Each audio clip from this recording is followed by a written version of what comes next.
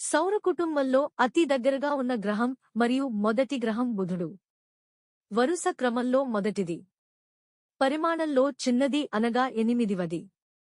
భ్రమణ కాలం అనగా తన చుట్టూ తాను తిరగడానికి 59 రోజులు పడుతుంది. పరిభ్రమణ కాలం అనగా సూర్యుని చుట్టూ తిరగడానికి 88 రోజులు పడుతుంది. ఈ గ్రహానికి ఉపగ్రహాలు లేవు. సౌర కుటుంబంలో అతి దగ్గరగా ఉన్న గ్రహం మరియు మొదటి గ్రహం బుధుడు. వరుస క్రమంలో మొదటిది. పరిమాణంలో చిన్నది అనగా 8వది.